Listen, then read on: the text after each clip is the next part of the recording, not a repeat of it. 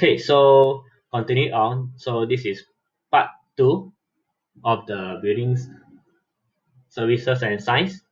So this is the continuation for the natural gas system. Okay, so we have a gas pipe work, installation and test. So a service pipe installation. So this this chapter will cover how this underground pipe is being installed. So the pipe should be laid at least 375 mm below ground and if possible with a fall towards the main of 1 to in 120. So if it's not possible, then a condenser receiver should be fitted at the lowest point of the service pipe so that any water in the pipe may enter the receiver. So there's this idea or this uh, practical setup, which is all the pipe should be laid underground so it will look neat and tidy. And then we also want to have angle of the pipe being installed. In the case where water vapor get into the pipe, at least all this water vapor will be able to be collected at this point, so it will not go into your system. So that's why they want to have a service pipe here, which is underground, and then they are tilted at an angle in which if there's water present inside the supply, it will go down this steel pipe at an angle, and then it will be collected at this at an area. So this is additional picture. So this is a condenser receiver. So when we have a pipe, because water vapor is always present anywhere, that's why we need to have this condenser receiver. In the case where all the water vapor, if they are condensed, they do not go all around the piping, your gas pipe piping. So this condenser receiver functions to receive any water present in our piping. So this is a function. So they are angled at a 1 to 120, which is a very slight slope. So once the gas condense into water and they stick to the pipe, they will follow the pipe flow slowly into this condenser receiver. Okay, so general pipe work installation. So the use of sharp bend or square elbow increase pressure loss, which increase the pressure loss should be avoided. So how does this sharp bend and square elbow increases the pressure loss? So if you imagine you have a T pipe, for your pipe supply is going from one direction, and then you have two supply which is left and right at a junction like a car. So if you have this sort of incontinuous flow in which the general direction has to be moved left or right, then there will be a loss in pressure. Why there will be a loss? Because instead of the gas is like a water. Instead of the water flowing smoothly on a single line, it needs to bend. And when it bend, it will actually hit the L and the elbow there. So that's why there will be a loss in pressure. Okay, so after that there will be pipe have to be supported with clips and bracket. So you have pipe coming up from your floor, then all this has to be supported by clips or bracket. In a case where the supply is very strong, if they are not being supported by the clip or bracket, then they will move left and right lah, which means it will generate sound, which is not good lah for the consumer. So a pipe sleeve is provided if you are going through any wall or floor.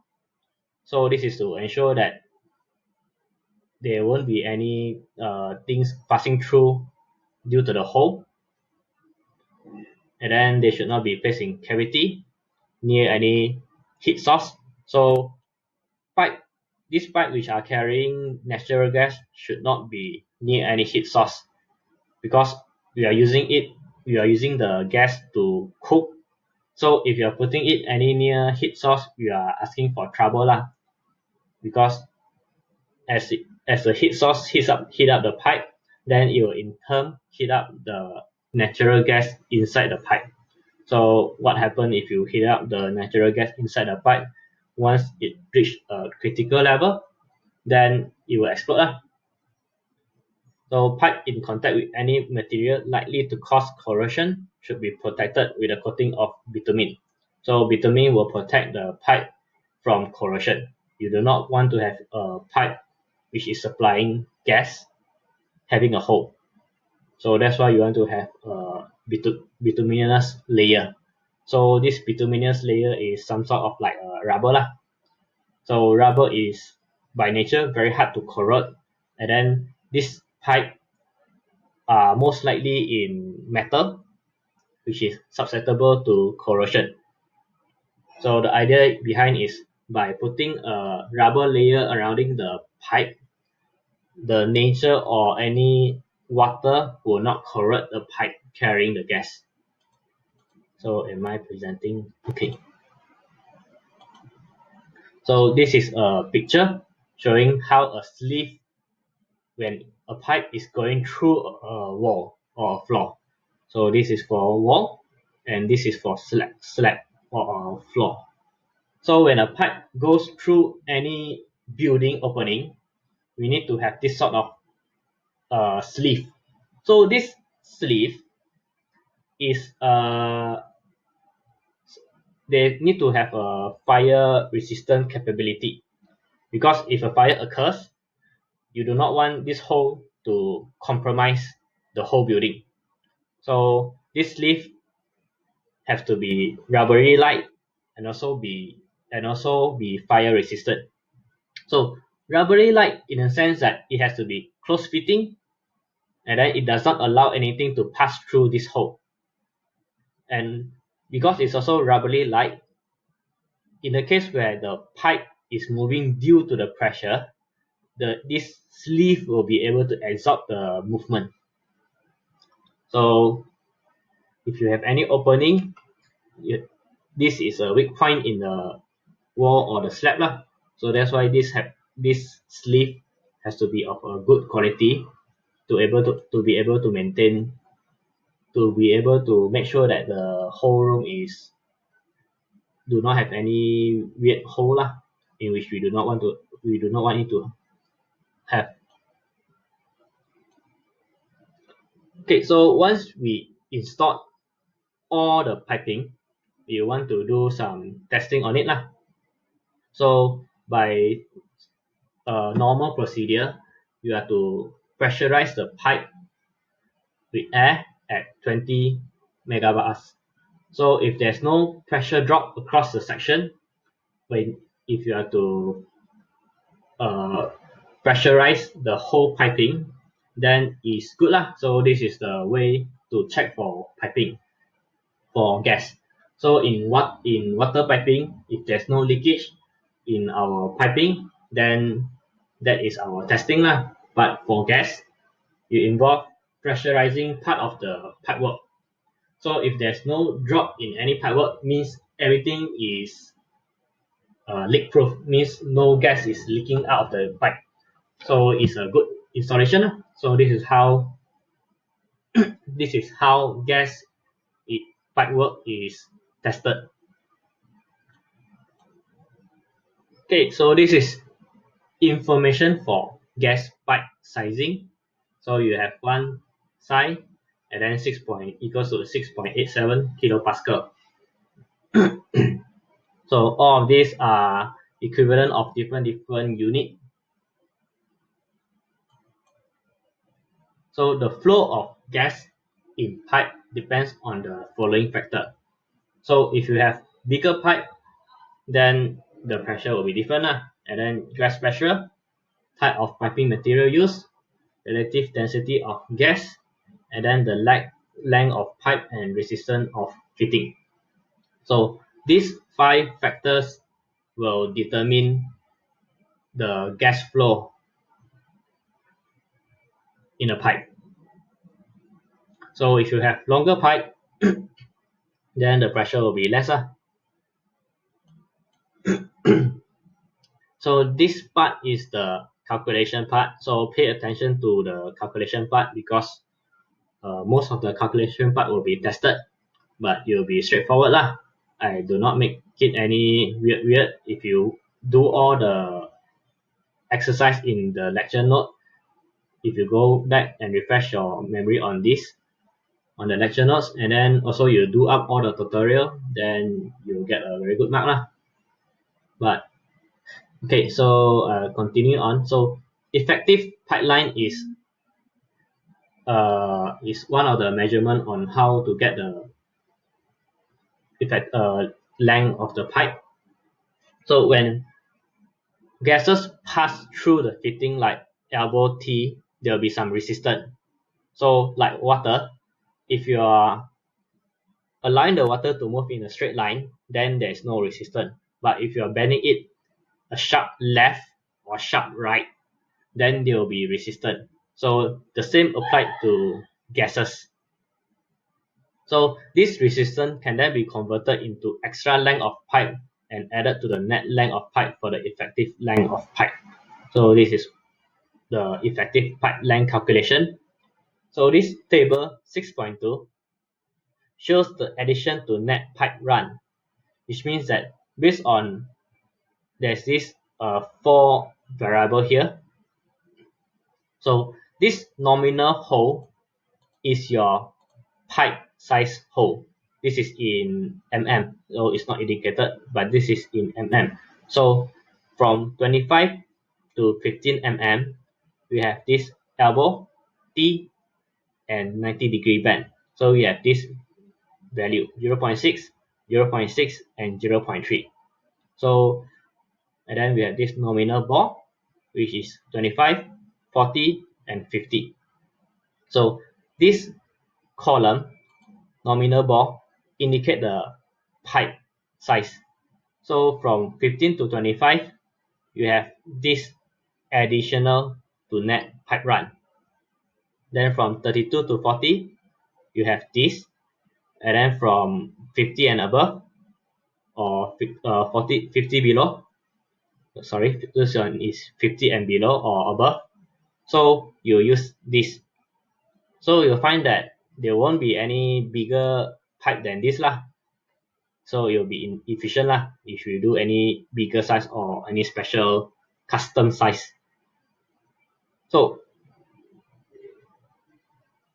how to read this table is, if you find a table like this, you first have to get to know what the question is giving to you.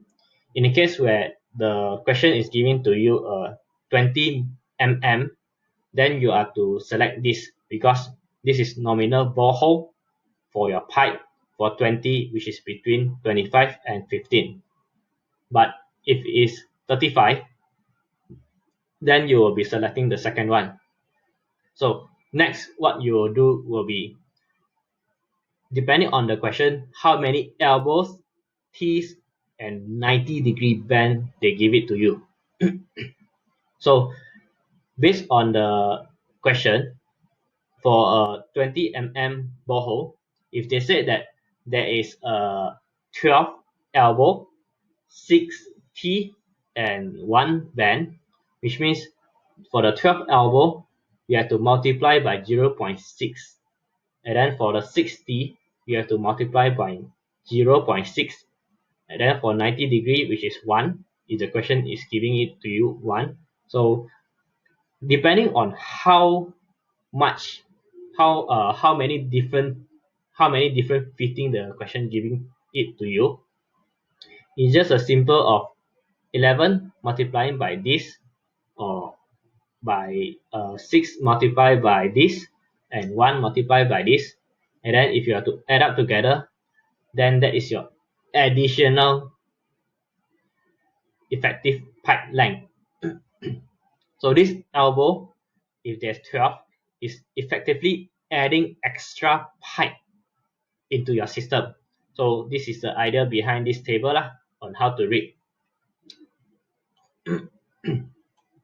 So this is the first example in your slide. So they give you a effective length of, they are asking you to find the effective length of pipe. So this is 20 mm diameter. If there will be a 4 90-degree bend, 60 in a pipe run, and the net length of pipe is 30 meter. So they give you 4 90-degree bend and 60. Looking back at the table, so they have a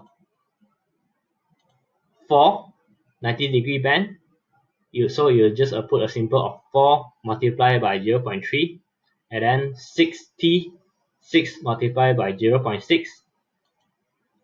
Once you do that, you will have band here, and you have your T here. You have these two values, and they give you the net length of the pipe is 30. So with 30, you add the band and the T's into your whole system, and 34.8 meter, that is your whole system. So effectively, elbows and T's add additional pipe into your system. So what you will find is that by adding the number of elbow and T that the question give to you, then you'll be able to find the actual effective pipe length. So this is the idea behind this table and how to solve the question. Okay, so this is the second calculation for this chapter. So you have this whole formula. Okay, one thing you take note of, I'm not giving you the formula for your final, so because it's open book, so you just jot down the formula on your piece of paper, and then you have it with you. Okay, so this is whole formula. Use this formula. Don't try to find online, because there's a different variant of the formula with a bit of changes to the constant value, but essentially the usage is the same. So formulas are proven and improved over time, and this one is based on the book. So you just use this formula in your lecture notes to do for your tutorial, even or your online test or your final examination. So just for note for you guys, your final examination will not be given formula lah. So you just jot down all the formula on a piece of paper, then you can use it lah, since it's open book.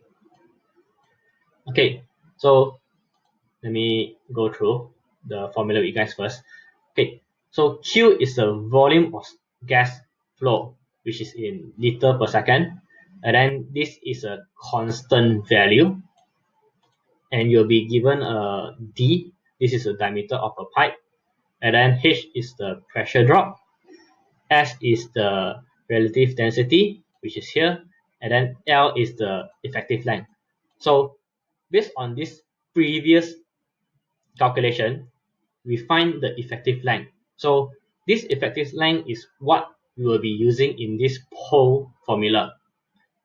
Since the diameter of the pipe can be easily determined, and then pressure drop, in practical sense, you can measure what's the difference in pressure from one area to another area, and then we will be able to find out what is the density of the gas, which is 5.8 or 0.59, 0.58 or 0.59. So this is a constant. In the question, it will be provided to you either to use 0.58 or 0.59. And then L is the effective length of pipe. So this is either you finding it out based on the number of T's, 90-degree bend, or elbow. Then you just sub it into here. So basically, this formula is very straightforward. Post formula is for you to find out what is the volume of gas flow. So the first part is introduction. This is an important one. So it's giving you a 50-meter pipeline and providing you a pressure drop of 450 bar. And then use the whole formula to find out if 75 liters per second is enough. So you are given the gas relative density of 0.58. Then you just apply the full formula here. And then you are given the value, which is H, 450. They give you the Q, which is 75. And then S, this is your gas relative density. And then the length. So this is if the question do not provide you any other additional information, if they just give you 50 meter, then you just use the 50 meter. But if the question is giving you these elbows and 90-degree bend, then you have to do another step, which is this. You have to find out the effective pipe length by having the total length and then multiplying with how many elbows, teeth, and 90-degree bend that you have. So if you find out if the question is giving you something like this, you have to do this step first, and then with this effective length, you'll be using it on here L instead of the question here just giving you 50 m, then you just use a 50 meter here.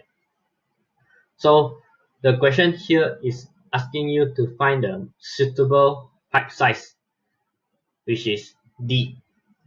Once you put it all the known variable into this Bose formula, 75, this is constant, so you have a D squared, and then 450 bars, and then you have another diameter, so this is a constant which is given to you 0.58 or 0.59, and then this L is obtained either from the question itself, or if they give you a pipeline with teeth elbow, then you have to refer back to the table to find out your effective pipe length. And then once you get this, then this is a mathematical equation for you to solve. So by solving this equation, if you are finding that the D is equals to 23 mm, so you propose a pipe size of 25 mm. So the question is asking to determine the most suitable pipe size. So you have to provide a comment once you solve the D is equals to a value, then you recommend a pipe size. So this is how to fully answer the question completely. Once it says if the question is asking you to determine the suitable pipe size, so you try to give a comment lah. So once you give a comment, it will be a complete answer lah. Okay, so this is it for the chapter 4, which is a gas supply system.